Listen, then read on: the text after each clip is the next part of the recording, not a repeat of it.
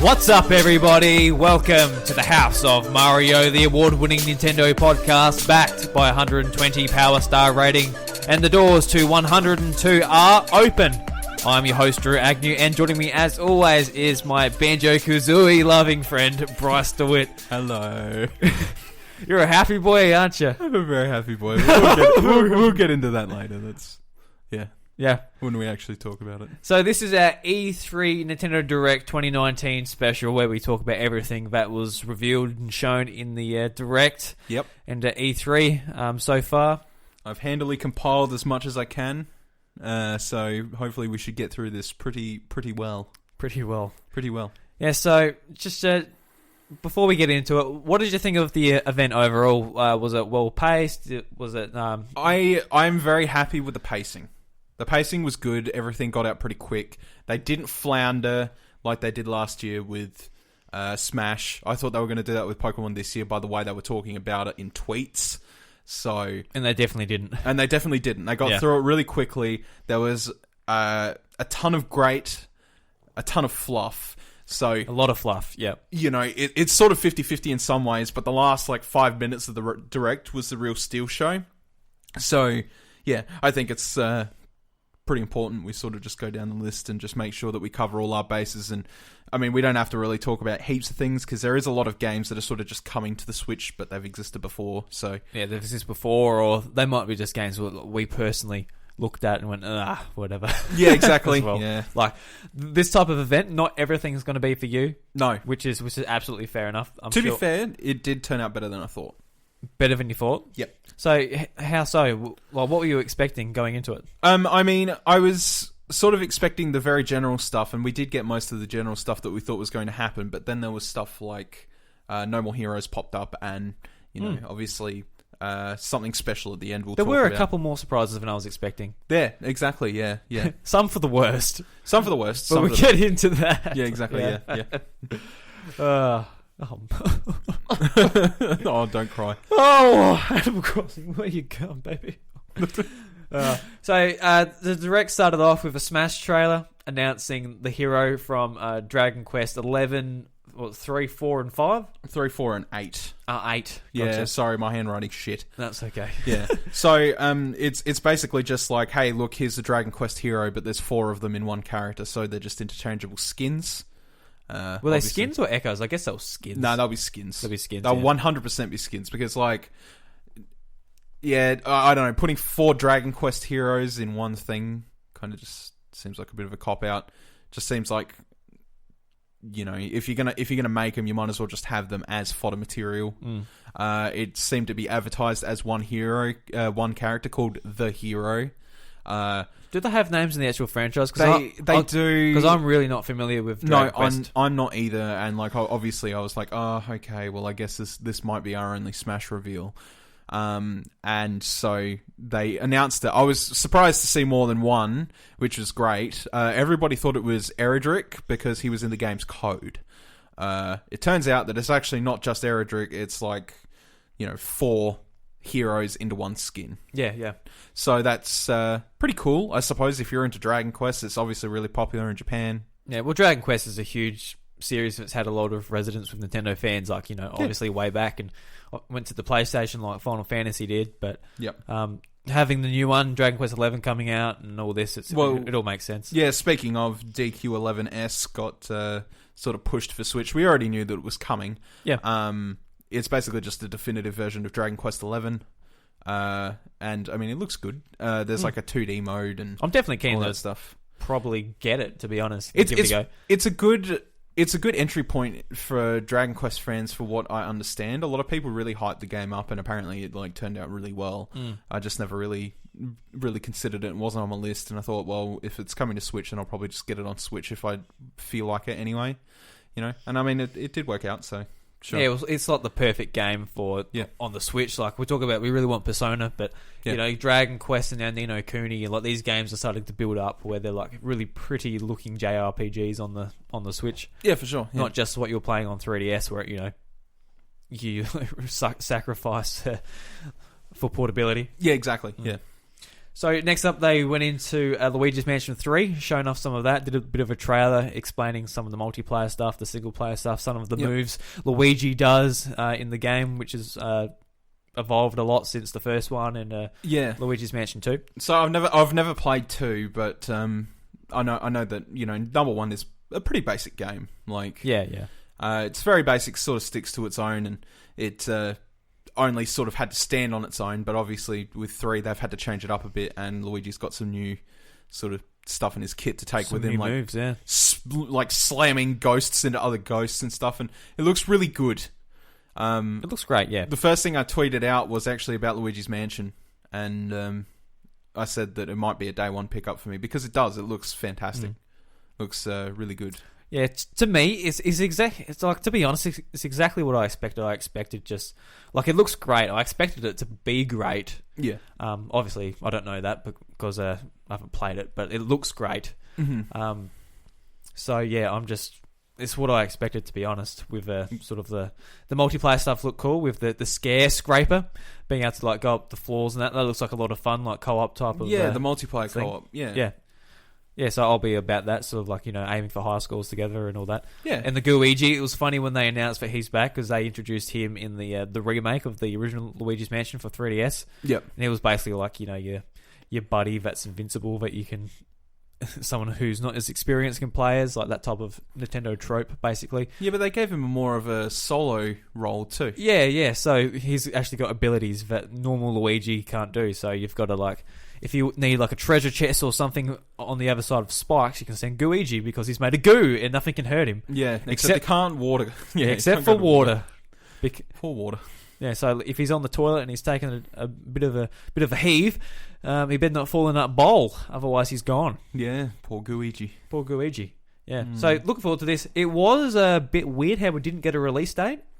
It's still scheduled for 2019, but there's no release date. No solid confirmed release date, which is kind of concerning in a way. But hopefully it does sort of work itself out down the track. And I wonder if it's because they're pushing for 2019 and it might be out December at the very best, or they're like, you know what? There's an event coming in a month. We've got Nintendo Direct planned in a month. So that's something to fill in a gap there. Yeah, we'll talk about it then, sort of thing. Because they might not be exactly sure. It might be they might be like, September, November sometime, but we're not sure yet. Yeah. But I have faith that if they're still saying 2019, that it will be 2019. So yeah, that's good. Yeah, for sure. So the next one. Yeah, so it's the Dark Crystal Age. Yeah, the Dark Crystal Age of Resistance Tactics is its full name. So it's got a really fucking long name. It's a Netflix-produced game. Yeah, much like the Stranger Things games were. Yeah, so this was the thing where I'm like, what the hell is this? Yeah, it's just like a Jim Henson... the Dark Crystal has got to do with, Jim Henson's puppetry and all that stuff. And yeah. I mean, if you're into that, if you're into tactics games, it might be for you, but... This is something that Bryce and I was... To be honest, we're just whatever. Yeah. I'm sure it's got its appeal there somewhere for some people, but... yeah, no, didn't really care. It looked intriguing in some aspects, but it looked like a very bare bones tactics game. When I was showing off like the bit at the start when the crystal and that, I'm like, is this some really weird Zelda game or something? Is this the Zelda game but remastered? Zelda's Adventure but remastered? Yeah, that's what I was thinking. That's exactly what it looks remake of one of the first 2 Zelda games on NES. No, from the CDI. Oh, right. That Zelda's Adventure. Yeah. Oh. Oh, right. Looked exactly like that. Oh, Zelda's Adventure, yeah. Yeah, right, the one with where they had the old guy that was dressed up. He was like, "Oh, Zelda! Oh, there's a crystal ball. She's got to go on an adventure." Yeah, it really looked like that. I mean, it was concerning. Not the safe at none. He couldn't say anything worse about the game. No. It looks like that. Yeah. No, but no, it doesn't look bad. But yeah, just. No interest from us. No, not at all. Next up was Link's Awakening. A bit more was shown about that. A bit more footage, and I don't know if we had a release date. I honestly 20 September. Yeah. I mean, I don't know if we had a release date before from another. No, we didn't. No, we didn't. This is the first time. Okay, because I sort of thought we did have a date, and when the date come up, I'm just like, oh yeah, we already knew that. But when I thought about it more, I'm like, no, we didn't. We mustn't have. So no. September on 20th. That's good. 20th September, yeah, and it's got like the they introduced the dungeon builder mechanic thing as well. So it looks like you can like basically collect rooms and you can add to it. Yeah, so that's pretty cool. So then, and you can use that to get it showed in the trailer, but you could use it for a fairy bottle to obtain important items like that. Yeah, maybe get extra ones or whatever it might be. It's basically build your own dungeon, and you get unique rewards for completing your own unique dungeons that you've built. Yeah. So looking forward to that. Yeah, for sure. I'm glad they didn't go too much in that because like, what more do I need to see? Yeah, it's one of those things. So, oh, okay, you're pointing me. So then they went into the Trials of Mana. Which looks really cool. It did, yeah. And I was like, oh yeah, there's this collection people have been wanting to come from Japan for ages, and then they went straight into that, and it's releasing today. Yeah. So, Collection of Mana, which I don't know how many games are on that. The Mana series is one I want to get into, so this is appealing to me. Yeah. $60 Australian. I'm like, oh, it's probably pushing it, but it's pretty steep, yeah. I mean, if there's like a decent, obviously those are very long games, and you'll be getting your money's worth if you're getting into each one. Yeah, exactly. Yeah. I'm surprised to learn because obviously we never got the collection before, but it actually had the very first one, I guess it was, which was a Final Fantasy game. Yeah. I can't remember exactly.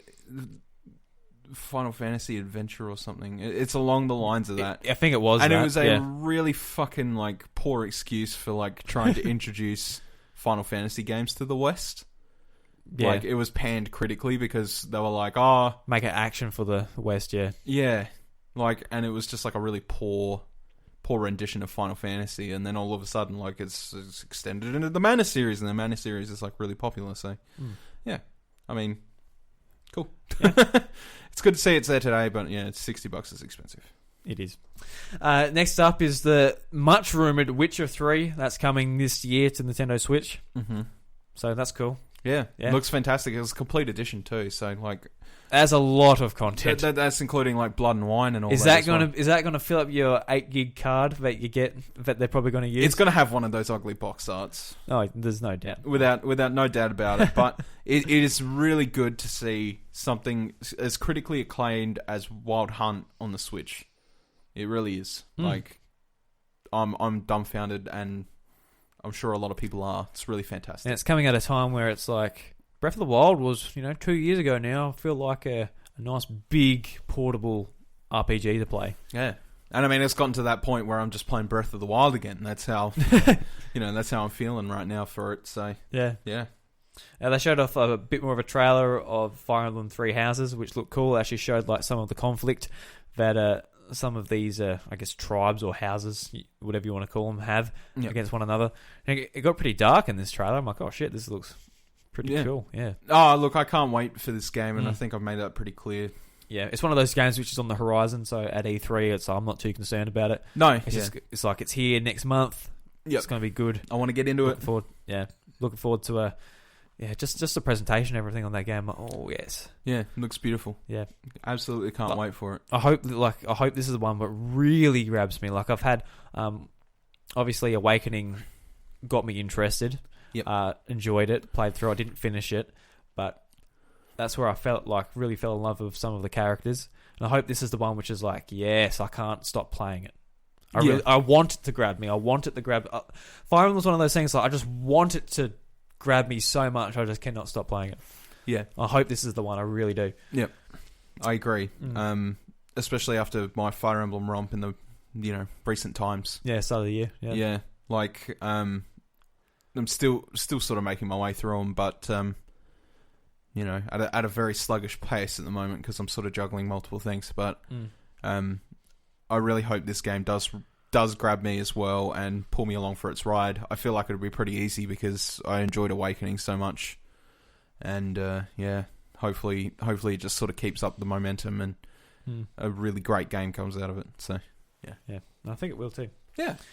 This was a weird one. They started showing they did like a live action trailer for the Resident Evil games coming to Switch, and they were showing off Resident Evil 1, 2. And up to 4, whatever.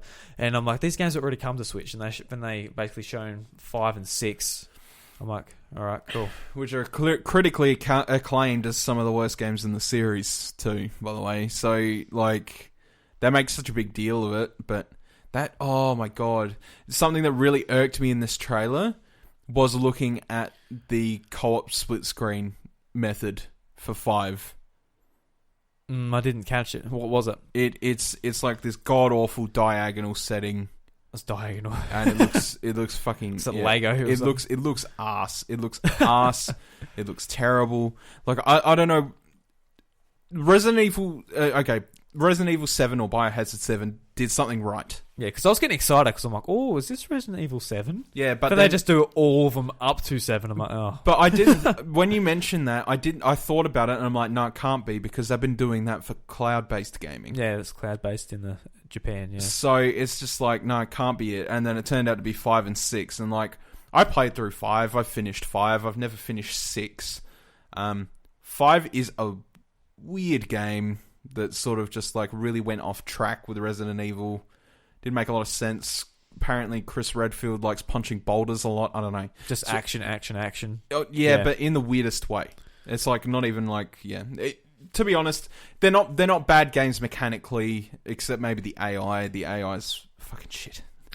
It really is. Like, your partner's AI is so bad.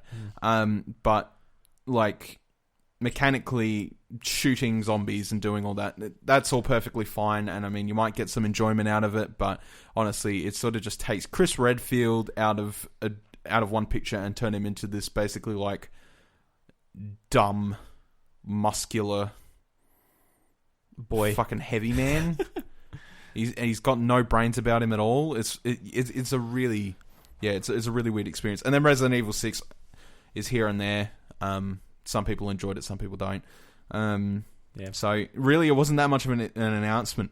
Yeah, just like 2 very old games coming to it, but just like the whole trailer, I'm like, why would you walk through the woods in the dark and come at this random creepy house, pull out your Nintendo Switch, and start playing Resident Evil? Yeah. That is such an awful idea. Maybe you play some Mario or something a bit happy. Wahoo!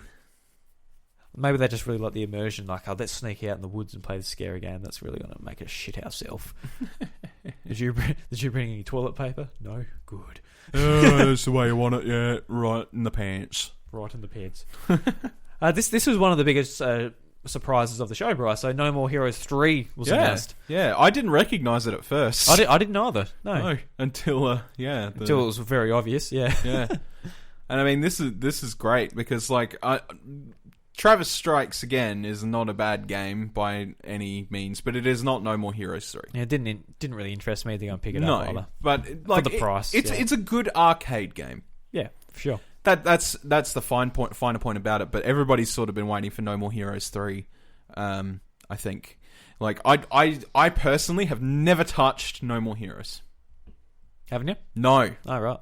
Never. It's a lot of fun. It's just silly. I've always been intrigued by it. But it was really smartly used on the Wii. Like, you get like a phone call and your Wiimote from the speaker starts ringing. You put it up to your ear, and like you're actually like you can actually hear it come through the Wiimote, and it's just real dumb. And you've got to like press the button to hang up the phone, and you like flick it, and your sword comes out and stuff. It's really or turns on. It's really cool. Yeah, it's really neat. I'm looking forward to this. This is one.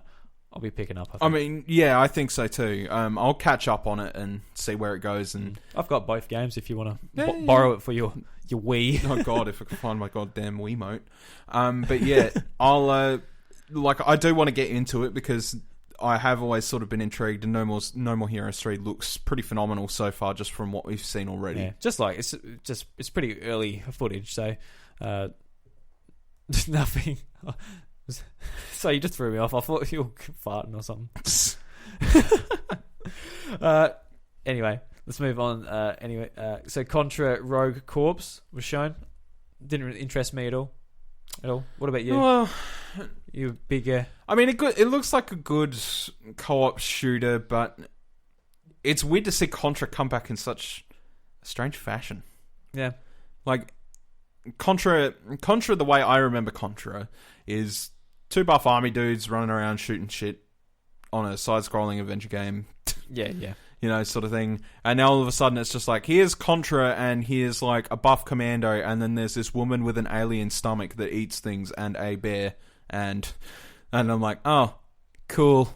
Yeah, to be honest, I think for this trailer, I just like sort of zoned out a bit. I'm like, Yeah. I can't really remember it. I'm just like, I'm sure it'd be fun to some capacity, but it just kind of like blew me out the side of the head. Like, what?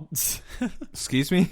yeah. I saw it coming. I was like, they're going to say Contra. I have a feeling they're going to say Contra, and they did. They said Contra, and then I'm just like, this is a weird Contra. Oh, well. So I guess Konami's making games again. yeah, I guess so. Making something. Yeah. Daemon X Machina, that got a release date of was it the 13th of September. Yes. So that's cool. It was a cool looking trailer. I hope they've improved a lot in the game just from what I've played in the actual demo that got released at the start of this year. It wasn't that fun. It was fun. I have the test demo. I have it installed. I haven't played it because every time I hear about it, it's just like, it's not really that great. Like I could definitely see like parts of it that were good, but especially like it's just a bit too slow. But this trailer made it look real fast paced. I think that was just the editing. Yeah, but if the game can encapsulate sort of that feeling of just like balls to the wall mech fighting, fast paced in the air on the ground, I think it could be really cool. And the art style looks awesome. Yeah, it does in the game too. So yeah, hopefully they can get that. Hopefully so. So Panzer Dragoon.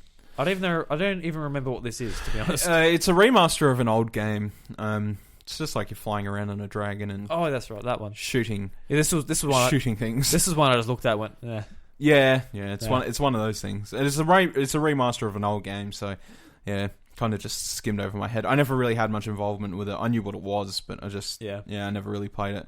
It'll skim past my head because I know that it's going to be like $40 and. You know, you've got some really good games down here that have never been released before that look freaking amazing, that look way more appealing. So for $40, I think my $40 would be better off on those other things. So yeah, definitely pass. So next up, they've shown Pokemon Sword and Shield again, Bryce.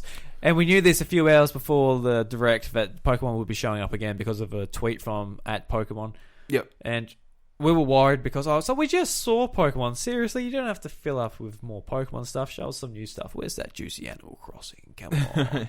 But no, they didn't stick around too long. No, didn't good. Stick around too long. They just showed off that you can use the Pokeball Go Plus.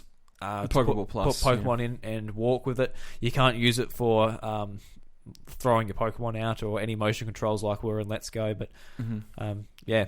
That was all, wasn't it? That's all I can recall. Yeah. So that pretty much. It was pretty much fluff. Nothing. It was fluff. Yeah, bit of fluff. It didn't have to be there. They could have just. They could have just said it earlier. They could have been in the direct, just like, yes, you can use your prior accessory that you bought last year. Yeah. For this, that could have been it.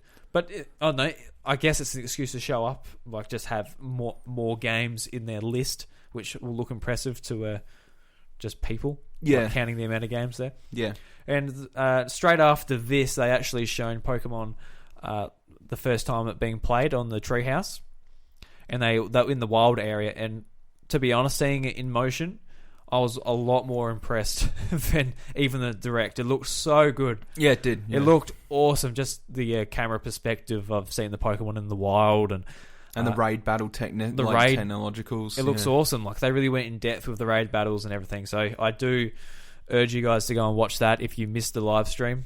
Pokemon Sword and Shield, it looks really good. Yeah, it does. Yeah, just like, because in Let's Go, you see like the Pokemon popping up and they're walking about. You can see them. They look cool.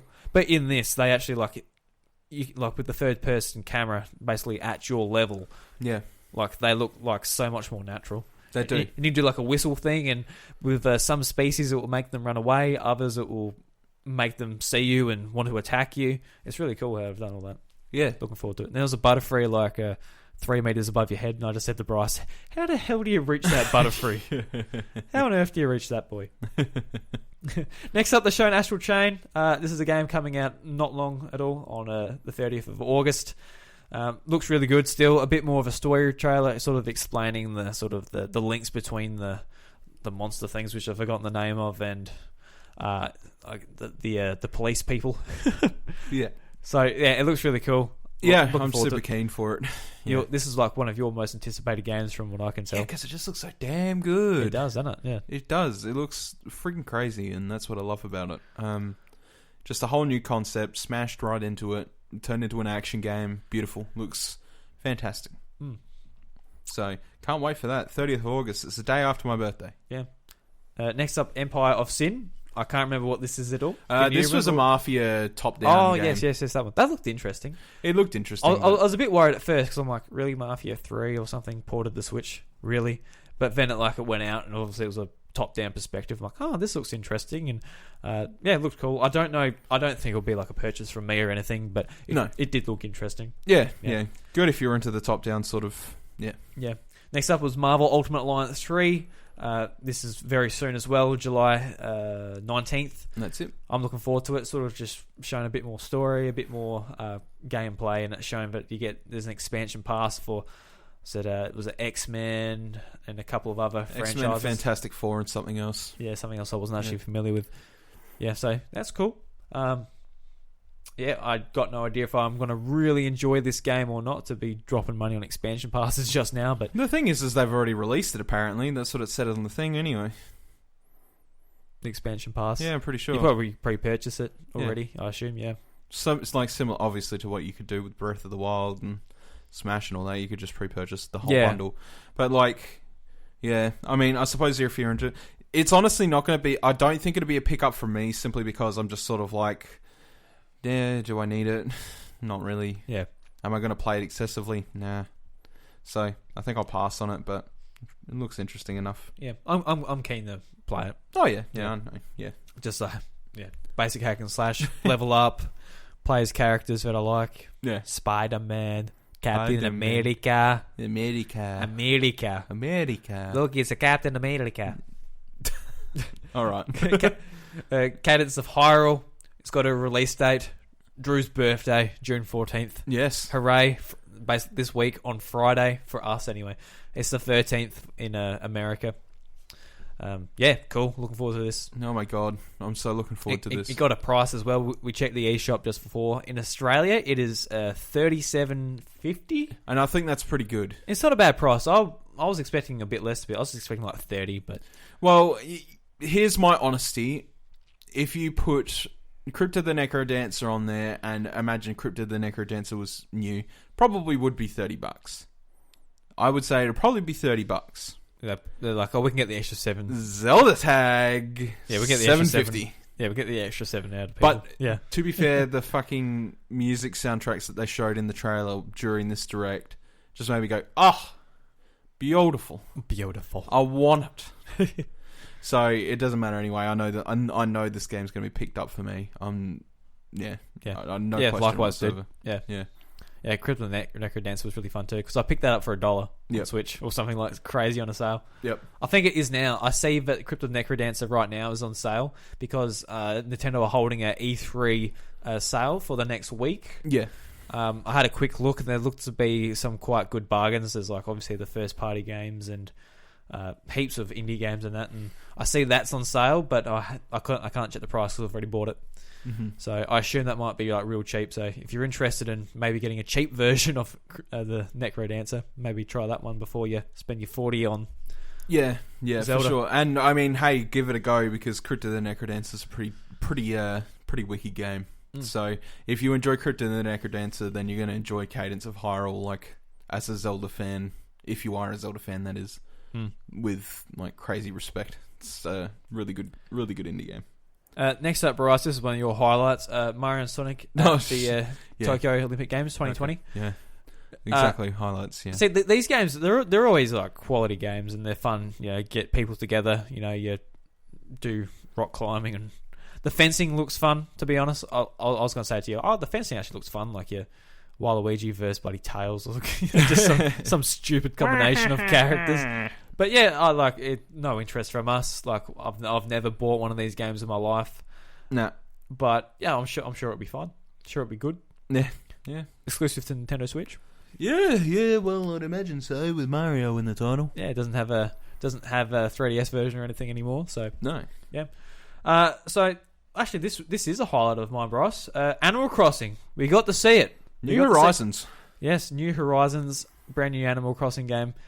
And the whole time I was like, oh, yes, you get to be on an island. You get your own island. You start off in a tent, and you can put furniture outside and everything. I was like, yes, yes, yes. And then I saw that it was coming out March next year, and I just went... I screamed, didn't I, Ross? You did. He literally screamed. I went, no! He looked at the date initially, and it sounded like excitement to begin with because he saw March 20. I saw March, and I'm thinking, oh, that's not that far away. Oh wait, that's not far in the past. Oh crap! I was like, no, no. Oh, he cracked it. And like it does look really good, and I like the premise of like having upgradable material, like tools and stuff like that, and building fresh from an island and having that people like having residents come to that island rather than being a town and already having some presets. You've got to earn your residents. Like you might start a new file and you'll have like 8 people in a normal Animal Crossing game and you just meet them and gradually get to know them. But in this, I guess you've really got to make the island good to attract people to. You've got to make it more appealing. Yeah, and it was cool how you craft your own furniture and all that as well. Yeah, because we got to catch a bit of the treehouse before recording this, and yeah, it looks really cool. Like you can basically go and get parts and materials to craft furniture and your tools and everything. You're not just going to Tom Nook and buying them. He is there with his sons, but it's a bit of a different business he's got this time. Yeah. He doesn't just have a shop and a real estate. He's basically like a, what do you call him? He's got like a little shack, and you can like go there and craft. It's really strange because he's like they advertise him as almost like a travel agent in a degree. Yeah. And then all of a sudden he sort of just like sets up shop on your island, and things get freaky deaky. And like obviously this was a delay because they wanted more time to work on the game to get that. So obviously it's a game I'm going to be playing a lot. So if that's what they need to make it an awesome game, a type of game that I want to play for years and years, that's what's going to have to happen, I guess. Yeah. But in the treehouse, they actually explained that this is one of the first games when they can do North and Southern Hemisphere sort of seasons. Yeah. So in Australia, this is going to be the first Animal Crossing game that actually matches our seasons. Mm-hmm. So now we're in winter. It's not going to be summer in Animal Crossing and vice versa. Which is great. Which is a good thing. It's just like such a simple thing. Yeah. Why wasn't that there years ago? But it doesn't matter. It's cool. Looking forward to it. Yeah. And you can put furniture anywhere, not just in your house, which is cool. So you can set. It's shown in the trailer how like they're making like paths and put a campfire here and put like benches here, and you can like really make the island your own, not just like your little house. Yeah, for sure. Which is way cooler because I never cared about upgrading my house, to be honest. I upgraded it like once or twice, made it a bit bigger. I'm like, that's fine. Then I had a fridge where I just kept all my fish. That was my house. Perfect. Yeah. So Animal Crossing, yes. Yay. Now this is where a lot of fluff begins. This was like a big highlight trailer. Yeah, it was a highlight reel, yeah. So we didn't see jack shit of this. We got some release dates, so we're going to just really briefly touch on this stuff. And to be fair, these were quite exciting. Like, there was some really good stuff in there. So first off, Spyro Trilogy coming the 3rd of September. Awesome. Want that game on Switch. I want it more than I want Crash Bandicoot. So easily. Yeah. I mean, I've already got it on PlayStation, but I want it. Well, it's just like it's just like a game you sit there and just like collect stuff and run around in the world. Very simple. Yeah. Looking forward to that. What's next? Hollow Knight, Silk Song. Yep. The next game, which started off as an expansion for Team Cherry, but they span it off into its own game because it got so big. Mm-hmm. That is titled as Soon. Yeah. They didn't give any other date to it, but soon. That is this year. Yeah, I guess so. Yeah. Soon, 2000 and... It looks really good. Like it just looks like more Hollow Knight, really. Except playing with the character that has... I forgot its name now. Now that you're saying that, yeah. Sorry, Team Cherry. Yeah, it's based around them anyway. It looks really good. Yeah. Fellow South Australians. Mm-hmm. Nina Cooney remastered is coming to Nintendo Switch, which is awesome. That was leaked a few days ago from the Bandai Namco leak. Which happened to looks really good. I've been wanting to play that game for a bit, and I didn't want to go back to PS3 and all of that stuff. So having this on the go, which we've been talking about Persona 5, wanting that on Switch. This is one of those games that fits that bill very nicely. Yeah. Especially, like, I'm a big Pokemon fan. A lot of people like compare this to somewhat Pokemon, how you like training monsters and all that. And I like monsters. I like monsters. I like monsters. I really like them. Minecraft Dungeons. We saw this at the Microsoft press conference, and I thought it looks really cool. Yeah, it's basically just like Diablo but Minecraft, or Path of Exile but Minecraft, or you know, that type of thing. It looks good. It looks good. Looks interesting. And I mean, it's not coming out till next year. No, there's a lot of 2020 games at this E3, even from Nintendo, which I wasn't expecting. There is, but there's still like a huge list of them, and there's like a lot of them are still coming this year. But I don't know, like it'll be good, but I don't know. I'll hold my reservations because it comes out free on Games Pass day of release. Yeah, so, literally, yeah. So I'll you can get it if you're paying that subscription, which you are. You're going to be getting that game for free on your Xbox. Yeah, exactly. So unless we really want to like have it on our Switch and like play multiplayer together and be elsewhere, it's probably not worth it. But looks good. Yeah. Moving on. Blades, Elder Scrolls Blades. Yep. Yeah, So I mean, if you want a quick rundown, this game was released on mobile, came out to pretty meh reception. It had a really long extended beta that nobody could get into, and I know a lot of people that we know tried to get into that beta and couldn't. Yeah. So it's basically just like, hey, look, here's Elder Scrolls. It looks really pretty, but it's based on like the original Elder Scrolls Arena and Daggerfall mechanic wise. Yeah. And it was a mobile game. So I mean, you know what? You're probably not going to care too much about it, really. It's just a mobile game ported to Switch. It's not the next big Elder Scrolls title or nothing. It is free though. Yeah, it's free. Quote. Yeah. They are money heavy on their gear, and people will tell you that. I'm pretty sure Paul. I have heard that. Paul will tell you that. Yeah, I'm pretty sure. My name is Pedro. That comes out the 20th of this month. We've known about it for a bit, but that was in the trailer. Yep. Looks cool. Yeah. Doom Eternal looks cool. Hopefully it works well on Switch. Obviously it's not going to be like the premier place to play it compared to consoles and PC, but it'd be great that it worked. The original Doom worked well on the Switch. Yeah, it worked well for the most part. I owned a copy of it, and yeah, it worked alright. The only problem was the... Do you still have it? Additional downloads, no. I was going to ask if I could borrow it. Bugger. No, because you probably wouldn't want to anyway, because it's got that many additional downloads that are absolutely required to play the game. Add a bit of... It's like 8 gig of downloads required. Yeah, right. So, like, it was good while it lasted, and, you know, but it sort of took the sacrificial cut when I went to put down for another game. Yeah, so if you're going to get this game, would you be getting it on Switch? Would you be interested on Switch again? Or would you be like Xbox One or PC? It'd be fun to play on the go. The first one was fun to play on the go, but you have to ask yourself the question, do you really want to sacrifice 8 gigabyte of space just to keep it running, or do you want to just get it somewhere else, maybe where it'd probably be around about the same price, if not less, on launch, and sort of work your way around that with 60 FPS, because this will only run at 30 FPS. I can absolutely guarantee that. Absolutely. So, yeah, okay. What's this? Sinking City. What's Sinking City? Sinking City.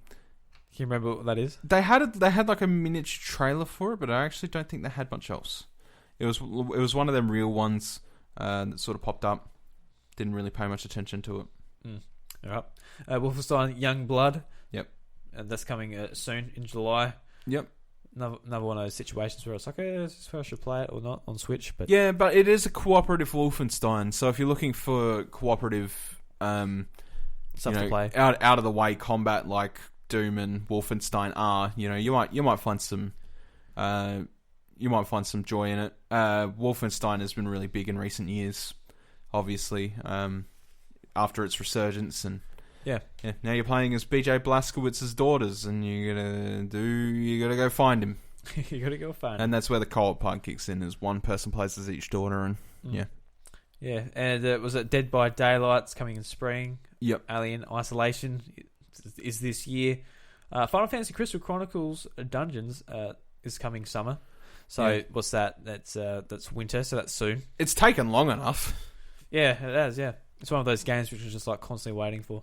Yeah. That's going to be a big hit, I think, on Switch and PlayStation 4 when it comes out. I think it'll do well.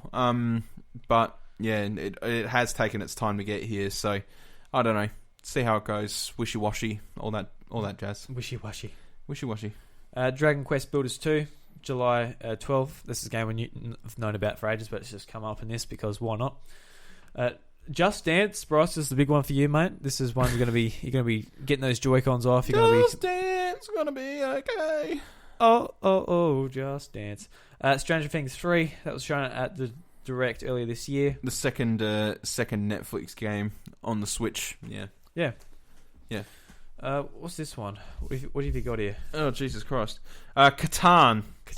Yeah. And they didn't really show much about that either. It kind of just looked like a strategy game of some kind. Yeah. It was very quickly overlooked. Yeah. Super Lucky's Tale. Yeah. So Plus. Xbox exclusive game. Yeah. So there's your Xbox treat, is we're getting Super Lucky's Tale. Yay. Yeah. I was kind of hoping it was Rare Replay Collection, but guess Super Lucky's Tale will do. It's not a bad game, so yeah. If that's anything for it, there you go. I mean, it's a good place for it. If Microsoft are going to put it anywhere, they should probably get it on Switch, where people really like colourful platformers. Yeah, exactly. Yeah. Dauntless. This is a game I'm looking forward to coming to Switch. Yep. I've been meaning to get into it on Xbox and PlayStation, but I just haven't yet. Very easy, quick replacement for Monster Hunter. If you want something that's free to play and easy to get into. Obviously, it doesn't replace something to the caliber as what World is maybe, but because it is free to play, you'll get some enjoyment out of it. Free to play, cross progression and cross play as well. So you'll be able to play with people all over the place. And if you want like the better graphics, you can jump onto your PC or your other console, play it there. And when you're on the go or you just want to play on the couch, you can jump on Switch too. Yeah, that's what interests me a lot about it. Yeah. And Super Mario Maker 2 comes out a couple of weeks now. Yeah, we already know pretty much everything about it. Did we find out the extra game mode? No. At all? No. Haven't yet? No. So that might be coming over the next couple of days, maybe. Yeah. Maybe. And Bryce, we're at the end. Yep. So last two announcements. So we get surprised. There's another Smash announcement. We're like, oh, what the hell? Another Smash one. We're sort of waiting there, and it comes up with Donkey Kong and the rare characters. I'm like, oh, Bryce, holy shit, I think they're gonna do it. I just look at you and I was like, hold your arm. I'm like, Bryce, I think they're fucking doing it. Then the Jiggy like bounces across and you just lose your shit. It's really well. I love the initial trailer with King K. Rool, was just like the stupid face Donkey Kong and that were pulling, and it's pretty much the same thing here, where they've all got their dumb faces through the window, just looking. And once again, they do the thing where they sort of psych you out. It's like, oh, there he is, with Duck Hunt duo more or less, which is perfect because Duck Hunt was always like the character, like, oh, who needs Banjo? You've already got the dog and the duck. Why do you need the bear and the Kazooie? The bear and the bird. Yeah, why do you need that? You've already got it. But oh my god, it was like they wanted to set the trailer up like this just to be like, oh my god, because it gave this. It's funny how that trailer didn't lose its fake out feel, even though it's already been done. Yeah. With K. Rool. Could you imagine if they just like this isn't actually gonna be Banjo-Kazooie, we're just fucking with you. Yeah. Could you imagine? You would have smashed my bloody TV. Oh, it just. I mean, okay, there were already rumors of Aerodric being in the Direct because of the game files already at the start. They've obviously kept this very well hidden. A lot of people are just like, why can't it be two characters? I've been talking to people on Reddit all week who are like, it's going to be Aerodric because he's in the games files, and they're not going to release two characters at E3 because I need to space it out. And then, which is fair enough. I would have said that too. Really? Yeah, and it fucking didn't happen because they announced both of them.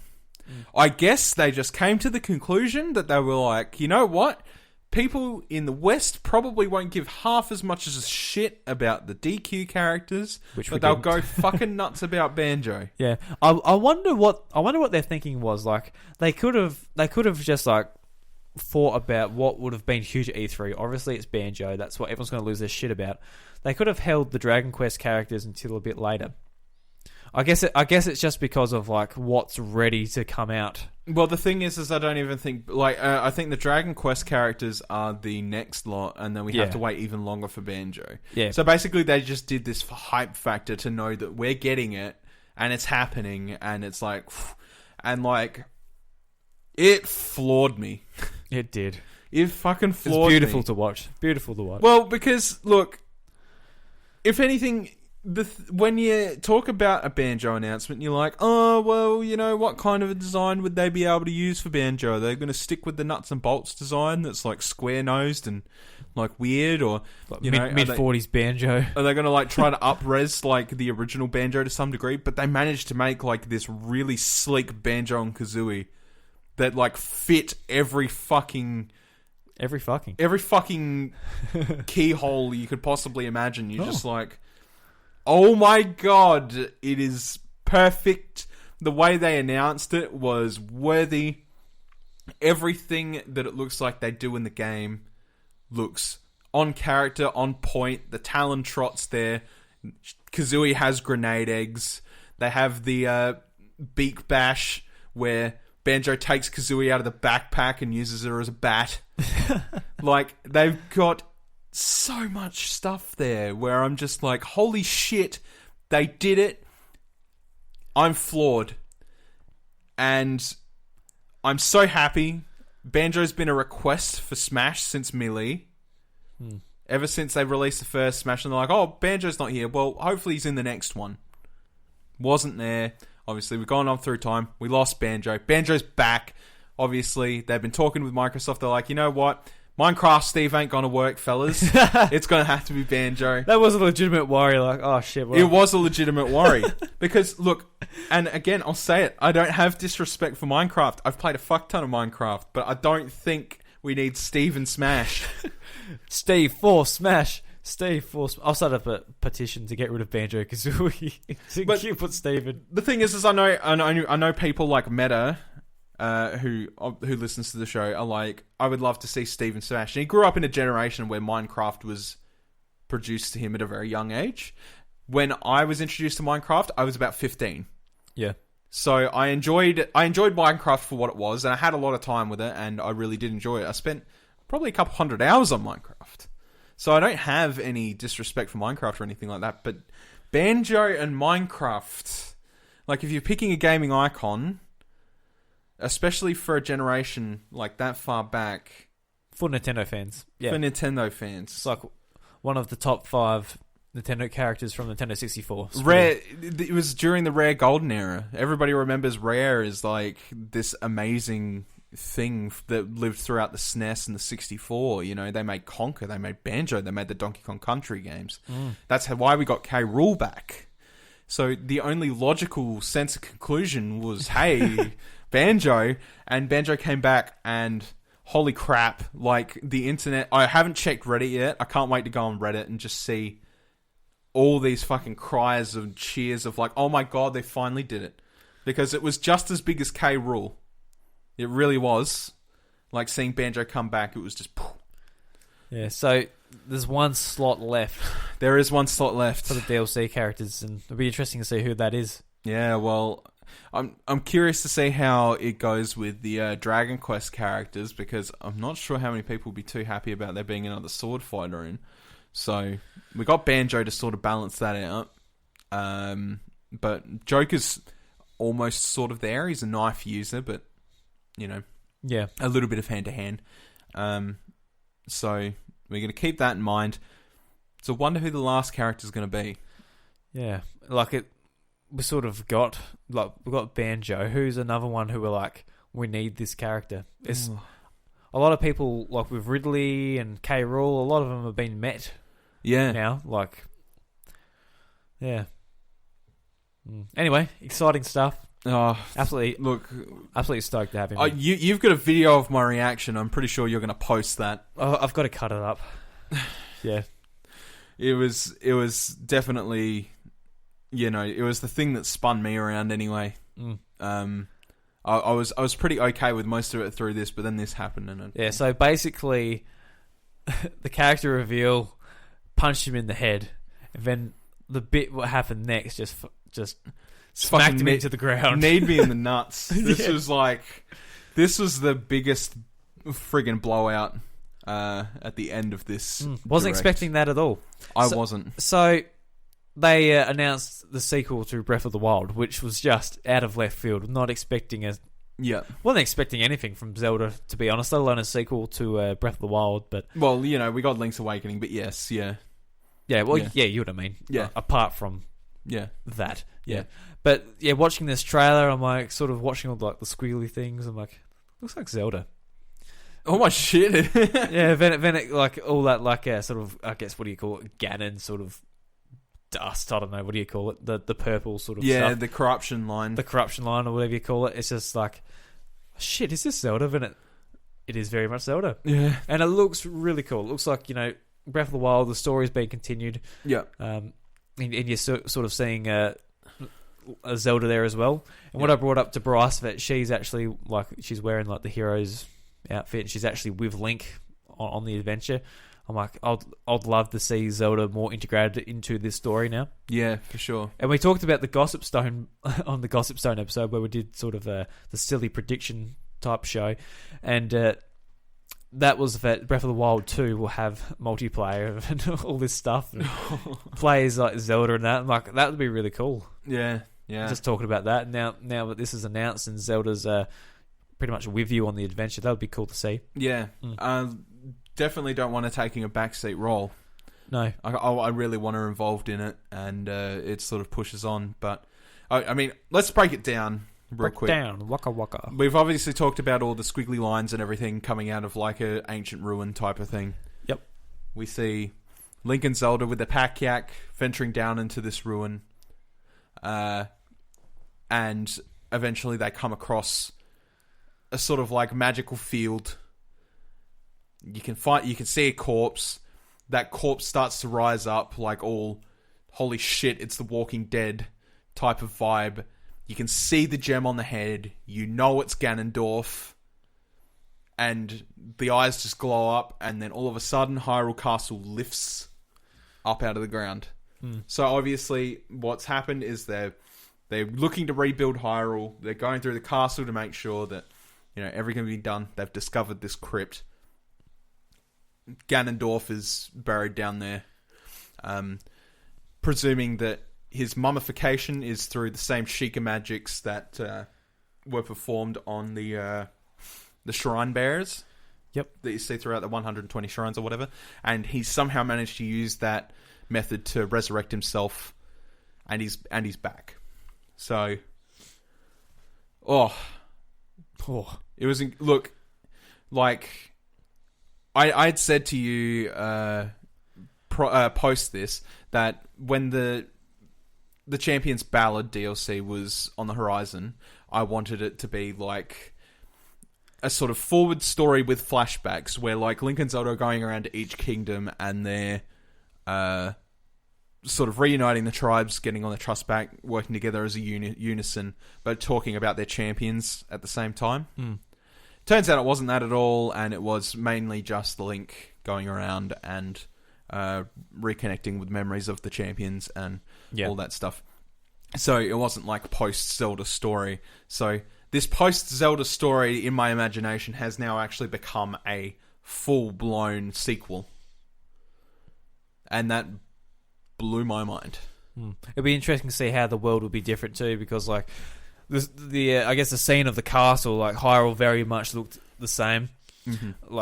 What happens after that event of finding Ganon? What's going to happen to the world? And is it going to be very different compared to what it was? Obviously, it's going to be the same basic layout. They're going to be reusing sort of what they built for the original Breath of the Wild to sort of speed up development and all that. But yeah, obviously very excited Mm-hmm. Can't wait for new Zelda game. It'd be so interesting to see what they do with a world so expansive, because again, it is a direct sequel, and we don't get a lot of them. The last time we had a direct sequel to a Zelda game was what? Zelda 2? I don't know. No, like I'm talking like immediately after. So Ocarina of Time, Majora's Mask. Yeah. That might be it. Yeah. Even, yeah. So this is like, it just shows like the power of what Breath of the Wild brought to the table. It smashed records and smashed in sales, and obviously became a critically acclaimed game, enough for them to warrant to go, hey, here's the sequel. And again, Breath of the Wild has its own brand recognition apart from just other Legends of Zelda. Yeah, it does. Yeah. And considering that a lot of the assets from Breath of the Wild can obviously be reused, this is supposed to be almost a Majora's Mask kind of deal. Do you know what I'm saying? Yeah. Well, very much so, if they're reusing sort of the assets to create a brand new story. Yeah. And I mean, I'm all for that. Like seeing the layout of Hyrule change a bit more, maybe being a bit more lively, and sort of just shaking things up a bit. Yeah, if they've got a bit more time to add more stuff into the overworld, so it's like, oh look, this village has popped up because the people are starting to rebuild and all that, and there's more people to talk to, and I think it will. Yeah. So I feel like in the original Breath of the Wild, where they sort of used the excuse of, oh look, this bad things happen, so this is why there's no people here. Yeah. That was an excuse basically to make that big world run on the hardware that it was running on. Yeah. So I don't know if they'll be able to like put more into that world without it chugging more than it sort of does in some areas. Well, no, I think they'll be able to put more villages and stuff like into it to make it more lively and stuff, because by the looks of the trailer, it has a little bit of time has passed. Yeah, have to go back and like really analyze that shot. I feel like that'll be a good one to go look at. Maybe there's a village there or some Game Explain's probably already done it. Yeah, I dare say they would have already done it. But like how like Zelda's changed her hair and like all that stuff. It looks like some time has passed. It's shorter. It is shorter. They have their own pet pack yak. Yeah, that they're traveling around with. Obviously, the castle was the last of their warriors. It would have been the last of their warriors with their political realignments. Talking to the Zoras, talking to the Gerudos, talking to the birds. the Gorons and the birds. It's so some time must have passed. It would have been at least a couple of years. Would have been enough time for a couple of villages to rebuild themselves. Obviously, in Breath of the Wild, if you've ever played it, there's a lot of burnt down villages, but they still have names. So maybe more of those villages could pop up. For sure. And just sort of the landscape's going to change like a decent amount. Not a shit ton, but enough. And then depends how long it's been. It might have been like 2 months and nothing's happened. Yeah. You never know. I also feel like this is probably like an entry point for like what I'd brought up the other day. Actually, no, I brought it up tonight while we were streaming. This cavern that they're going down into under Hyrule Castle, very dungeon-like. Yeah, right. They're actually exploring and got checking out like the paintings on the walls and they're trying to figure something out. They're down there for a reason, looking for something. Yeah, and then they stumble across this. Keeping that in mind, like if this Link had completed all the trials from the shrines and everything, he'd have no reason to go back to him, really. Yeah, you're not going to be doing trials again necessarily. No, I reckon it'll be a dungeon based. Which would be great. Yeah. Like dungeon-based, more story-heavy with the big open world, and then it's merging basically the two worlds of what people wanted. So as long as you played a bit of Breath of the Wild and got the story out of that, then you'll be good to go. And obviously it wasn't that much to follow. You'll be able to catch up pretty easy on YouTube and stuff. Yeah, very easy. So let's hope that that's the case, I guess. I'm really intrigued. Knowing that it just said Breath of the Wild sequel now in development. I was just like... Yeah, so no date. Obviously, they're not going to put dates on things like they have in the past, because obviously with Animal Crossing, they put a date on it. That slipped. They also... Would they put a date? Like, actually... I'll bring it up a bit later, but... Yeah, they don't want to put dates on things. They've got no idea when they're going to get it finished. Maybe next year? When do you see this coming out? Next year? No, a couple years' time, but I think I actually think it will be finished before Metroid Prime 4 is. Yeah, there's every reason to believe that. Yeah, Yeah, because like again, they've got to reuse. They'll reuse old assets and stuff like that. Yeah. They've got they've got most of the world laid out before them. They'll change things up, add some dungeons in, do some design, that sort of thing. It'll be less about creative freedom and more about the future of Hyrule, sort of thing. So yeah, I'm really keen. Yeah. Just what I was going to bring up is Bayonetta 3. You never saw it. No, we didn't. Very good question on that one, because Platinum Games have been pretty silent when it comes to Bayonetta 3 for a while. Yeah, maybe they just don't have to say anything because they've got this game they're really pushing that's coming out in under a month. Yeah. Oh, 2 months, sorry. It's 2 months for that, yeah. Yeah, So I think they want to get that out of the way first. Get that out of the way and they'll start talking about it. Yeah. Yeah. Yeah. So what do you think of Nintendo's place at E3? Obviously, we haven't seen all the tree houses and like all the show floor days and that, but we've seen the major conferences this year and all that. How do you think they compared to that? Obviously, we're a bit biased because we love Nintendo, and whereas like we don't play every game that comes from Bethesda or Ubisoft, all that. But I was really impressed with Microsoft conference because they're really trying to push like budget-friendly gaming. Like you buy a nice box, and then you've got Game Pass that'll serve you for games for ages. Project Scarlet sounds very, very interesting. And the only thing that really lacked in their department there was they had all these games on show, but not to play.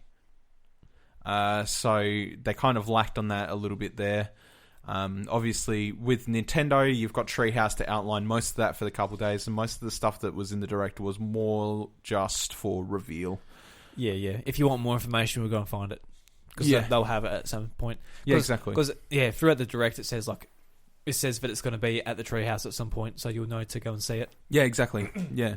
So I think Nintendo did pretty spectacularly in that part. If it weren't for the fact that Banjo and Breath of the Wild 2 popped up at the end there, it would have been a very even matchup between those two for me. Only because Xbox is intriguing me with what they're offering gamers as a whole. Yeah. Whereas Nintendo's sort of reaffirming that their library is expanding. Yeah, because we already knew the game lineup for Switch this year was going to be really good. Yeah. We just needed those couple of surprises, and I wanted to find out more about Animal Crossing.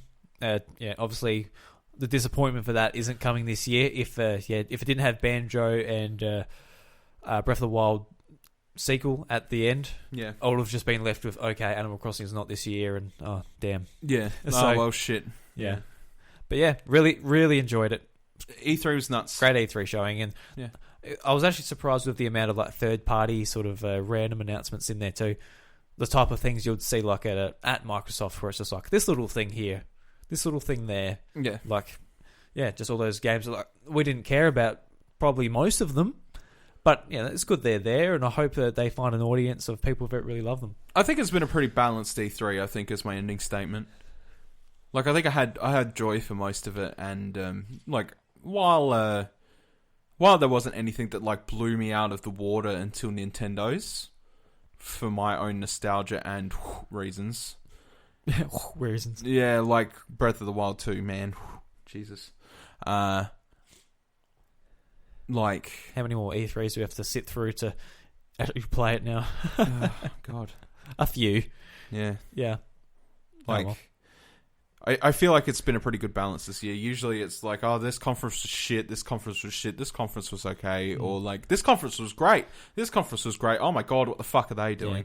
You know, but I actually think like it's been pretty balanced, and we're kind of just like, you know what, they're all sort of offering something, you know? And I feel like Nintendo need like a really good showing, because we could compare them to Microsoft and that, but Microsoft, they're getting ready for their console next year. They can't talk about a lot of it yet.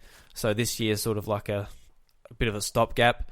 Whereas this is the third year of the Switch. This is the year that Nintendo really need to be getting their stride with their software and all that. Yeah. So, yeah, you can't really compare them. They're at different points of their generations, and obviously Sony just went, you know what, we don't have a lot to show, so we're not coming. Yeah. So it's fine. Yeah. Which I think actually turned out to be really, really a smart move on their behalf. Yeah, because they would have had a lot to friggin' compete with.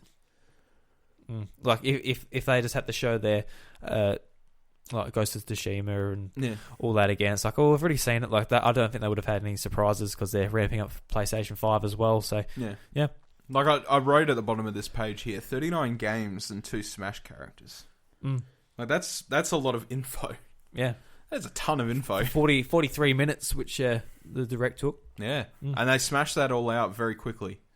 Very impressed. This, it's pretty much a game a minute. Actually, and what we actually forgot to talk about at the very start was the Doug Bowser sort of introduction. Oh yeah. The bit of a goof. Yeah. Which is amusing. I mean, I expected it, and before our stream decided to completely blow itself, I already mentioned that that's what it was going to come out with was. Yeah, it's something to do with... I'm Doug Bowser, ha ha ha. Ha ha ha. I'm the true bad guy. Get it? I am Bowser. Yes. The one from the Mario series, which we make all of our money from. Ha ha ha, ha ha. Alright guys, you reckon that ends it there, Bryce? I think that wraps it up. Yes. But before we go, one quick thing we should probably mention. Yes. If you want to hear us roundtable discussion tomorrow... we'll be doing Dash Culture live tomorrow night at 7:30 p.m. Adelaide time. So if you listen to this on the first day it's out, you'll have an opportunity to listen to us on Dash Culture, which is live on Twitch. What's his... Twitch.tv/DashGamer. Dash Gamer with an E, I believe. I think he said that. I think he says that in his roundup. Anyway, you'll find it. We'll be... Was it Australian Central Standard Time, 7 o'clock? I believe so. Yes. Awesome. Cool. All right. Everybody, thank you very much for listening to the House of Mario episode 102. If you enjoy the show, please subscribe on your podcast service of choice and leave us a awesome iTunes or Apple Podcasts or whatever it might be review. A review. And if you'd like to talk to us on social media, Twitter, whatever it might be, I'm at iDruby. Bryce is at Bryce DeWitt. No, you're not. I'm at Ivy Raven. Yeah, you are. We're tired. It's 5 a.m. Yeah, it's literally 5 o'clock in the morning. I'm dying. Yeah. And the House of Mario is at the House of Mario, quite fittingly. Yep. Yes, and if you'd like to join our Discord, there is a invite in the show notes below where you can talk to ourselves and an awesome Discord community that were featured in episode 100. If you haven't listened to episode 100 yet, please go back and have a listen. It was a lot of fun to put together, and it's very long. Yes, and it's very long. Which is a selling point. It's very long. It's very long. Yes. And Nintendo Jukebox this week is a Banjo-Kazooie Rusty Bucket Bay remix by Qumu Music. Yeah, boy. In celebration of Banjo-Kazooie coming to Super Smash Brothers. Yeah, boy. And until They're next back, week... baby. He's back. And until next week, have a good one, guys. Goodbye.